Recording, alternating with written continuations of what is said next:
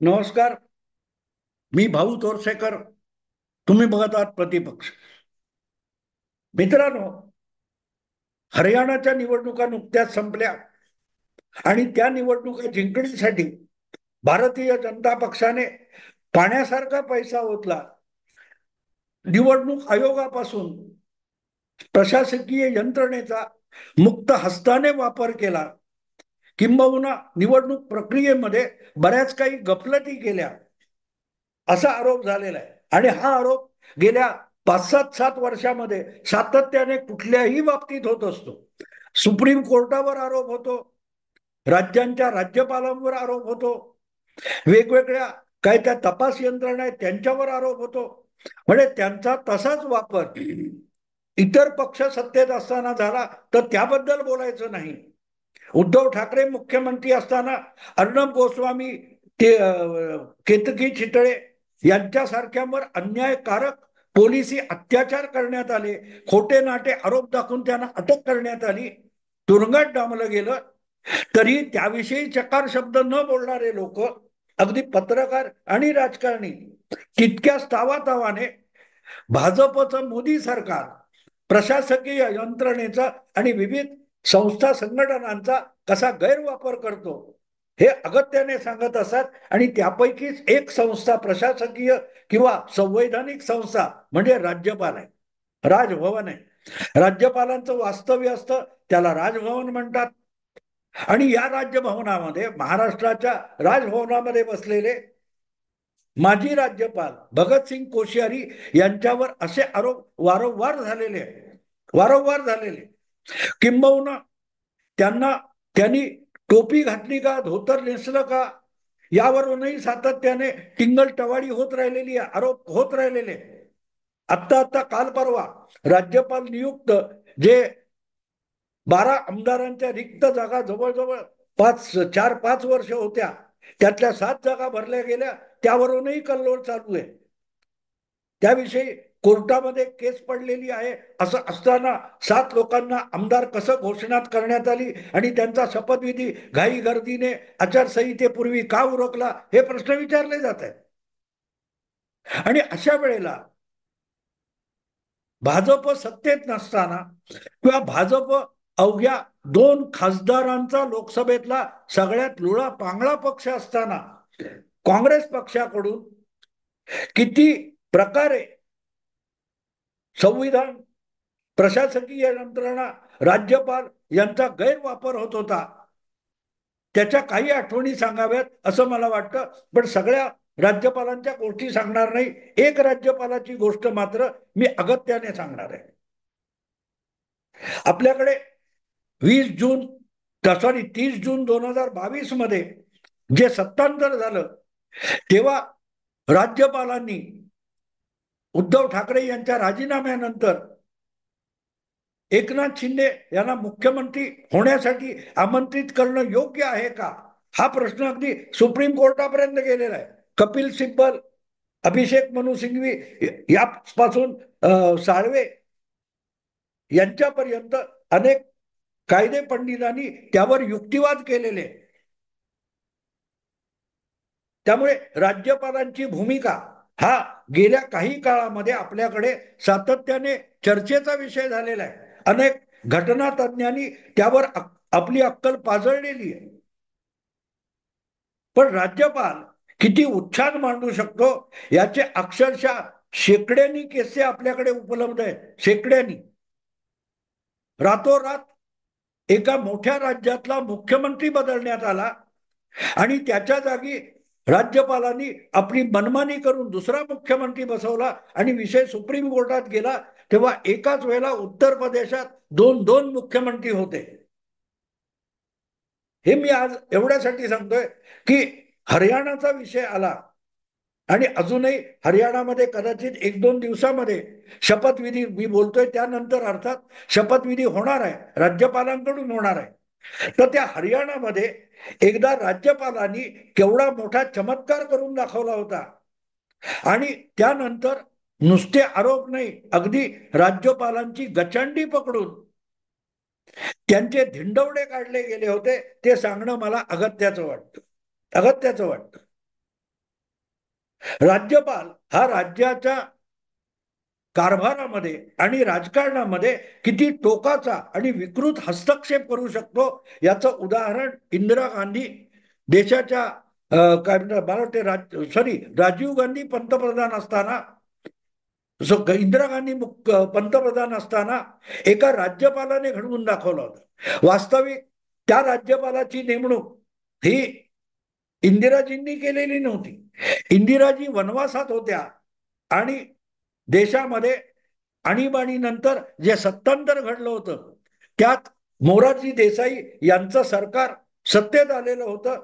तेव्हा जे नवे राज्यपाल नेमले गेले त्यापैकी एका राज्यपालाचं नाव गणपतराव तपासे असं होतं. हे गणपतराव तपासे शिवसेनेचे जे हिंदुत्वाचे पहिले आमदार होते. विले पार्ल्याचे रमेश प्रभू यांचे सासरे लागत होते, पण ते मूळचे जुने काँग्रेस नेते होते. त्यामुळे मोरारजी देसाई जेव्हा देशाचे पंतप्रधान झाले आणि जनता पार्टीचं सरकार आलेलं होतं, अशा वेळेला जे राज्यपाल नेमले गेले त्यामध्ये मोरारजी देसाईंनी आपल्या समकालीन असलेल्या गणपतराव तपासे या काँग्रेस नेत्याला हरियाणाचा राज्यपाल नेमलेला होता. योगायोगाने तपासे यांची नेमणूक झाल्यानंतर लवकरच जनता पार्टीमध्ये दुभंग झाला, मध्यावधी निवडणुका झाल्या आणि 1980 साली इंदिराजी परत एकदा प्रचंड बहुमताने लोकसभेत निवडून आल्या. 2/3 बहुमत घेऊन त्यांनी पंतप्रधान पदाची जबाबदारी स्वीकारली आणि त्यानंतर त्यांनी धडाधड जनता पार्टीची सरकार असलेल्या राज्यामध्ये सरकार बरखास्त केली, विधानसभा बरखास्त केल्या आणि मध्यावधी निवडणुका घेतल्या होत्या. त्यातून बचावलेलं एकच राज्य होतं, त्या राज्याचं नाव होतं हरियाणा. हरियाणामध्ये तेव्हा जनता पार्टीचं राज्य होतं आणि मुख्यमंत्री होते भजनलाल. भजनलाल ह्या एकाच जनता पार्टीच्या सरकारला इंदिराजींनी बरखास्त केलं नाही किंवा हरियाणाची विधानसभा सुद्धा बरखास्त केली नाही. ती विधानसभा इंदिराजींच्या वक्रदृष्टीतून बचावली. याचं कारण असं होतं की इंदिराजींनी जे अल्टिमेटम दिला होता त्याला भजनलाल शरण गेले. भजनलाल जनता पार्टीचं हरियाणामधलं संपूर्ण सरकार आणि सगळा पक्ष घेऊन सरळ इंदिरा काँग्रेसमध्ये विसर्जित झाले. अख्खा पक्ष आणि मंत्रिमंडळ. मला वाटते त्याला अपवाद एकच होता. एक आमदार मला आठवतो की जो भजनलाल यांच्या बरोबर जनता पार्टीचा असूनही काँग्रेसमध्ये सहभागी झाला नाही, काँग्रेसमध्ये विलीन झाला नाही. त्याचं नाव होतं सुषमा स्वराज.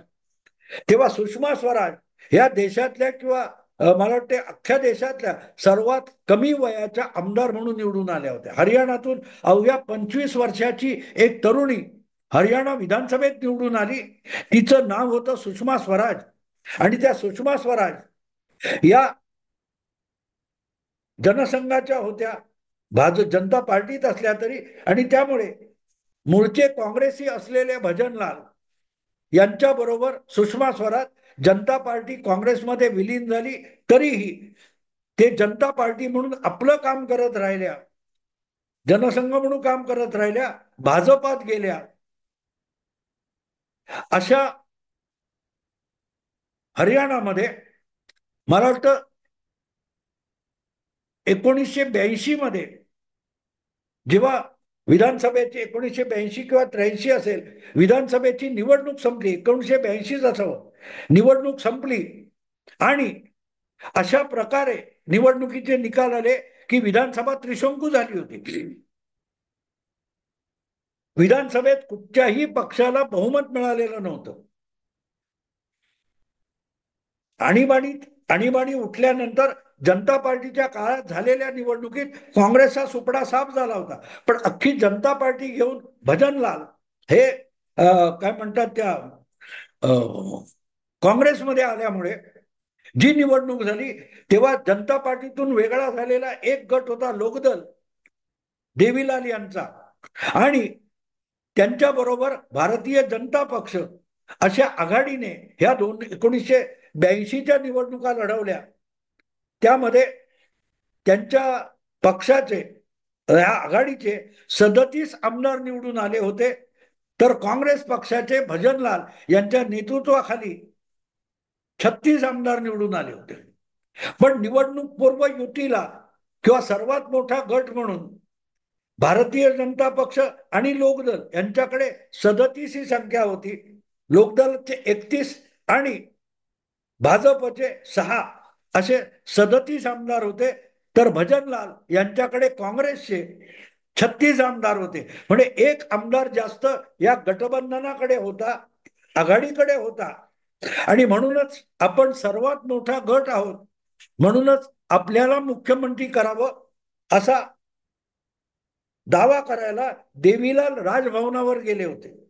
त्यांनी आपल्या सगळ्या 37 आमदारांची अधिक काही अपक्ष आमदारांची यादी राज्यपाल गणपतराव तपासे यांना सादर केली होती आणि आपण त्याच्यावर विचार करून निर्णय घेऊ असं राज्यपाल तपासे यांनी सांगितलं होतं. पण काही वेळातच किंवा दुसऱ्या दिवशी भजनलाल हे काँग्रेस पक्षाचे 36 आमदार घेऊन राजभवनावर पोहोचले आणि आपण सर्वात मोठा पक्ष आहोत, लोकदल हा सर्वात मोठा पक्ष नाही. लोकदलाकडे 31 आमदार आहेत एका पक्षाचे आणि काँग्रेसकडे एका पक्षाचे 36 आमदार आहेत.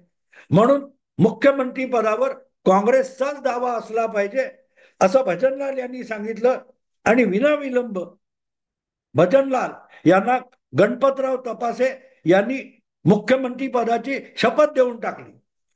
त्या काळामध्ये आजच्यासारखं पक्षांतर वगैरे कायदा आलेला नव्हता आणि त्यामुळे सगळ्यात महत्वाची गोष्ट, राज्यपालांच्या हाती राज्याची मोठी सूत्र होती. संवैधानिक पदाचा गैरवापर सरकार आणण्यासाठी आणि सरकार बदलण्यासाठी राजरोसपणे काँग्रेस पक्ष करत होता.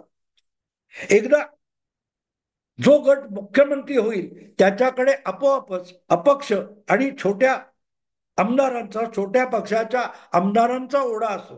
त्यांना मंत्रीपदाची किंवा एखाद्या महामंडळाची लालूच दिली की ते आमदार तुमच्याकडे येतात. हे साधं सरळ राजकारण आहे आणि त्यामुळे भजनलाल मुख्यमंत्री झाले की आपोआपच 10-12 जे काय अपक्ष आहे त्यांचा पाठिंबा त्यांना मिळवणं सोपं होणार होतं. म्हणूनच राज्यपालांनी काँग्रेसच्या भजनलाल यांना मदत केली आणि त्यांना मुख्यमंत्री करून टाकलं. तेव्हा संतप्त झालेले जाट नेते, लोकदलाचे जनता पार्टीकालीन मुख्यमंत्री देवीलाल हे इतके संतप्त झाले की ते आपल्या पाठीराख्या आमदारांना, भाजप आणि जनता पार्टी लोकदलाच्या आमदारांना घेऊन राजभवनावर पोहोचले आणि तुम्ही असा चुकीचा शपथविधी उरकलात कसा? मी सगळ्यात पहिला दावा केला होता आणि मी तुम्हाला आमदारांची यादी सही शिक्क्यानिशी सादर केली होती. मग तुम्ही या आमदारांना किंवा भजनलाल यांना शपथविधी केलातच कसा, असा त्यांना उलटा सवाल देवीलाल यांनी विचारला होता. आणि राजभवनामध्ये तापट डोक्याचे देवीलाल इतके भडकलेले होते की जी सारवासारव राज्यपाल गणपतराव तपासे करत होते त्याला त्यांनी जुमानलं नाही. युक्तिवाद आणि वादावादी इतकी टोकाची झाली की एका क्षणी देवीलाल यांनी सरळ सरळ राज्यपाल गणपतराव तपासे यांची कॉलर पकडली होती, गचांडी पकडली होती. हा विषय मी मुद्दाम सांगतोय मित्रांनो. आपल्याकडे भगतसिंग कोश्यारी असोत किंवा इतर अनेक राज्यपालावर मोदीकालीन टीका टिप्पण्या होत असतात. राज्यपालांचा गैरवापर. पण यापूर्वी देशातल्या राज्यपालांनी जो काय घटनात्मक व्यवस्थेमध्ये धुमाकूळ घालून ठेवलाय त्याची चर्चा सुद्धा होत नाही. आज हरियाणाच्या निवडणुका झाल्यानंतर जे निर्विवाद बहुमत भारतीय जनता पक्षाला मिळाले त्यामुळे असा विषय कदाचित तिथे होण्याची शक्यताच संपली. पण समजा विधानसभा त्रिशंकू झाली असती आणि कुठल्याही एका पक्षाला बहुमत मिळालं नसतं, तर मग कुठल्या प्रकारे सत्ता बळकावण्याचा प्रयत्न भारतीय जनता पक्षाने केला असता तर त्यावरून किती हल्लोकल्लोळ माजवला गेला असता. आणि असा हल्लोकल्लोळ माजवणं मी चुकीचं मानत नाही, पण ह्याचे पायंडे ज्या काँग्रेस पक्षाने दीर्घकाळ देशाची सत्ता उपभोगताना आणि राबवताना जे अत्यंत गैरलागू वाईट पायंडे निर्माण केले, परंपरा निर्माण केल्या, त्याचा गैरफायदा आज भाजप घेत असेल तर त्याच काँग्रेसने भाजपच्या नावाने नाकं मुरडण्याचं कारण नाही. कारण ही परंपरा तर तुम्ही निर्माण केलेली आहे. अनेक सरकार तडका, मी सांगितलं ना, आणीबाणी उठली, सॉरी, आणीबाणी मध्ये पराभव झालेला तो उरकून 1980च्या लोकसभा निवडणुकीत, मध्यावधी निवडणुकीत इंदिरा गांधी परत सत्तेवर आल्यानंतर त्यांनी राष्ट्रपतींच्या एका अध्यादेशाने 8 राज्यातली सरकार आणि विधानसभा बरखास्त करून टाकल्या होत्या. महाराष्ट्रात सुद्धा शरद पवारांचं जे जनता पक्षाच्या पाठिंब्यावर चाललेलं पुलोत सरकार होतं, ते सुद्धा त्याच वेळेला राष्ट्रपतींच्या एका आदेशात बरखास्त झालं होतं आणि ते एक नव्हतं, 8 राज्य एका रात्रीत विधानसभा आणि सरकार बरखास्त झाली होती. तेव्हा ही जी काय महान विकृत परंपरा आहे, ज्याच्या विरुद्ध कपिल सिब्बल, अभिषेक मनु सिंघवी किंवा इंडी आघाडीतले अनेक मुखंड बोलत असतात, ते विसरतात की असल्या महान घाणेरड्या विकृत परंपरा आपल्याच काँग्रेसच्या पूर्वजांनी निर्माण करून ठेवलेल्या आहेत. आणि असेच एक राज्यपाल हरियाणात होते ज्यांचं नाव गणपतराव तपासे होतं. गणपतराव तपासे पुढे ते मला वाटते बदलून उत्तर प्रदेशचे पण राज्यपाल झालेले होते. पण सांगायची गोष्ट अशी की देवीलाल यांच्यासारखा तापट जाट नेता इतका भडकला होता की त्यांनी प्रत्यक्ष राजभवनामध्ये राज्यपालांची कॉलर पकडली होती. आपल्याकडे भगतसिंग कोश्यारी किंवा अन्य राज्यपालांच्या विरोधात अलीकडल्या काळात भरपूर टीका टिप्पण्या झालेल्या आहेत. अगदी भगतसिंग कोश्यारी गेल्यानंतर जे भैस नावाचे राज्यपाल आपल्याकडे महाराष्ट्रात आले होते, ते झारखंड मधून आले होते. झारखंडमध्ये सुद्धा भैस नावाच्या त्या राज्यपालांनी चांगलं हेमंत सोरेन यांना सतत तारेवरची कसरत करायला लावली होती. केंद्रातले दिल्लीतले नायब राज्यपाल आणि केजरीवाल यांचा झगडा, संघर्ष सातत्याने चालू आहे. मोदी मुख्यमंत्री असताना गुजरात मधल्या काँग्रेस प्रणित ज्या एक महिला राज्यपाल होत्या, त्यांनी तर विधानसभेने संमत केलेली अनेक विधेयक सही करायची नाकारून त्याचा कायदा होऊ दिला नव्हता. तेव्हा हे चालू राहिले. पण ही आठवण मी मुद्दाम एवढ्यासाठी सांगितली की अनेक राज्यपालांनी अनेक ठिकाणी धुमाकूळ घातला असला तरी हरियाणातल्या राज्यपाल आणि संतप्त राजकीय नेत्यामधला हा जो संघर्ष आहे हा अपवादात्मक आहे. देवीलाल यांनी डोक्यात राग घालून राज्यपालांची कॉलर किंवा गचंडी पकडावी अशी घटना इतर कुठल्याही राज्यामध्ये आणि राजभवनात घडलेली नव्हती.